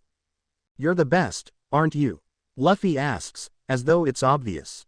Which it is, but Sanji wonders how this kid knows. Yes I am, the sous chef acknowledges. I'm hungry. Luffy whines again. Sanji stares at the figure fidgeting on the floor, then sighs when he hears a stomach growl loudly. Sit still, will you? And the teen seems to automatically know that Sanji's given in because a wide smile spreads over his face. K, he sings. Sanji reaches for a pan and places it on the still flaming burner. A slab of meat is thrown on and begins searing. Wine joins it next, followed by salt and pepper, and a house seasoning he made this morning. Something simple for the simple-minded teen, Sanji thinks. He starts boiling water and tosses some bowtie noodles in when the water's ready. He begins the sauce in a saucepan while flipping the meat. After 15 minutes, Sanji pulls the noodles off the burner and strains the pot. He starts chopping the meat into bite-sized chunks before adding them to the thickened brown sauce that simmers in a small saucepan. The noodles go on a large plate, and the brown sauce is quickly poured over with a ladle. After cleaning the corners of the dish with a nearby rag, Sanji pushes the dish towards the hungry teen. Beef stroganoff, he announces. Thanks. The teen grins before digging in enthusiastically. Sanji is grossed out by the lack of manners Luffy displays, but the teen very clearly enjoys the food so Sanji figures that makes up for it. Patty enters the kitchen and stares curiously at Luffy. Sanji shrugs. He doesn't understand it either. Mostly he doesn't understand why he didn't just throw the teen out of the kitchen when he first found him, but whatever. He's never been able to turn away someone so blatantly hungry. You should join my crew, Luffy says through a mouthful of meat. Sanji stares at the dark-haired teen for a few moments before deadpanning. No. We're going to the Grand Line, Luffy tempts, at least that's what it seems like he's doing. Sanji's heard enough stories to know that the vast majority of those waters are too dangerous for most men. He wonders why the hell that information is supposed to convince him. So, the sous chef asks, so there's this place called the All Blue. And that was about the last thing Sanji was expecting to hear. What do you know about the All Blue? He blurts out. Just that it exists, and there's a ton of fish there, Luffy says with a shrug. Every fish is there, Sanji corrects automatically. It would be a refreshing change to be meeting someone who also believes in Sanji's dream, were said person not clearly crazy. Exactly. Come with me and get there, Luffy says. What makes you think that you're going to find it? Sanji asks. Nami is the best navigator in the world. Sanji doesn't know who that is, but even the best navigators struggle in the Grand Line. And we have the map of the Grand Line. Sanji has access to Zeph's journals, but that doesn't arm him to face such troubled waters. And, he asks, and I'm going to be king of the pirates. Sanji pauses in his inhale. Because Luffy speaks the words like a promise, like how Sanji pushes the legitimacy of the All Blue. And he wants to believe this teen, because before him has manifested all his hopes and dreams as a child, things he still hasn't let go of yet, though he probably should have a long time ago. It's too good, and Sanji finds himself pulling away. You're one crazy kid, he says, feeling like he's somehow betrayed himself. Luffy scratches his head. What now? I'm trying to figure out how to get you to join my crew, Luffy says frankly. Sanji snorts, and he can tell from behind that Patty's chuckling. You can't. Luffy snaps his fingers. I have Nami. Nami, she's my navigator. So you said, well, that's why you should join my crew. What, don't you like girls? Sanji grits his teeth as he hears Patty collapsing into fits of laughter behind him. I don't know where you're getting your information from, but you're sorely misinformed if you think I'd leave my job for a woman, no matter how pretty. Luffy lets out a sigh of disappointment.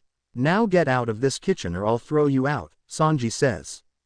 All right, see you later. The team crows before walking out the kitchen door. Hopefully not, Sanji mutters to himself.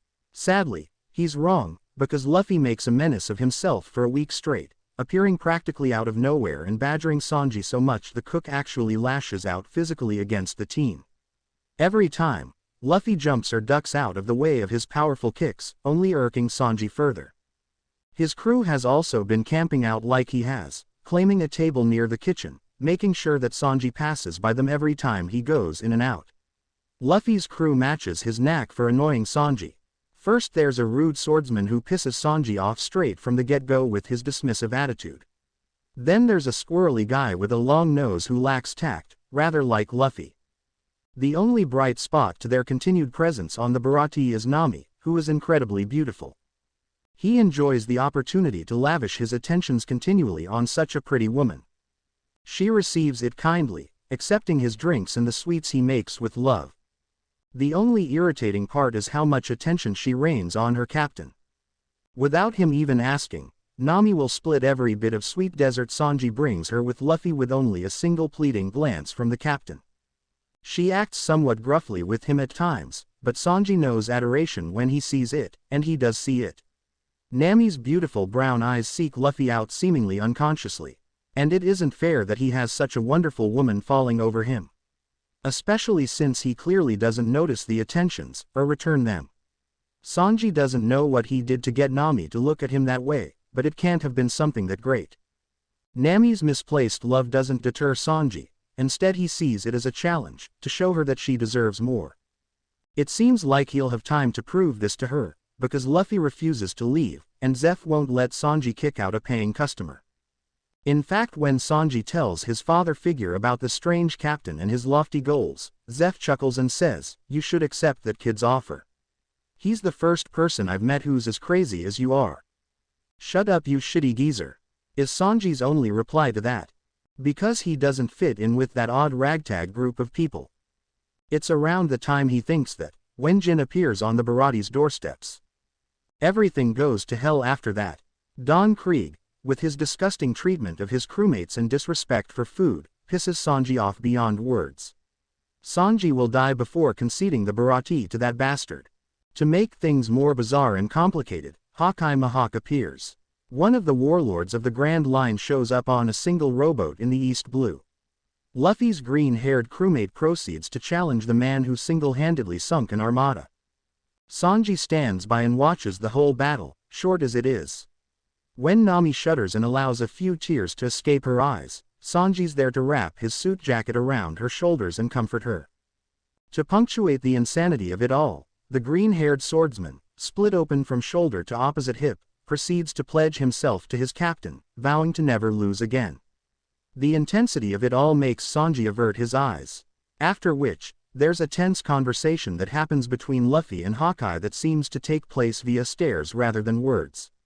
Whatever Hawkeye gleans from Luffy, it draws up an unsettling smile on the warlord's face. "I look forward to meeting you in the new world." And with those words the powerhouse drifts away like a ghost across the waters. Nami shrugs off his jacket to go and help the damaged swordsman. Sanji watches the tight-knit group operate, gravitating around each other, and distantly wonders what that's like. He turns away from it. He has more pressing matters to deal with, like Krieg. The Baratie is armed to the teeth, cannons prepped, and every man in battle mode. Of the chefs, Sanji is the strongest aside from Zeph, so when Pearl appears and starts dealing damage to the ship, Sanji takes it upon himself to dispose of the guy. He takes more of a beating than he should have, because Sanji knows he's stronger than that, and he needs his strength for Krieg, who's in perfect shape. He doesn't have to fight the man in the end, because Luffy places a hand on Sanji's shoulder and moves past, a promise in his eyes. Sanji can only watch the ensuing battle with wide eyes, because Luffy is indescribably strong, and as he beats Krieg up, he drills him with his words. And Luffy speaks about Nakama with a weight to the word that Sanji never knew existed, and the fact Luffy's trying to get him to become one of his Nakama suddenly hits Sanji. It's not a glib request, it's a vow. So when Luffy falls in the water, Sanji finds himself dashing forward and diving into the sea without a second thought. Because he knows now that this person is precious. Luffy coughs up the sea water weakly, but despite that, when he sees Sanji hovering above him nervously, a wide smile spreads over his face. "Come find the all blue," escapes his scratchy throat. And Sanji finally utters, "Okay." To be continued. Remember to subscribe and like this video. See you in the next video. Thanks.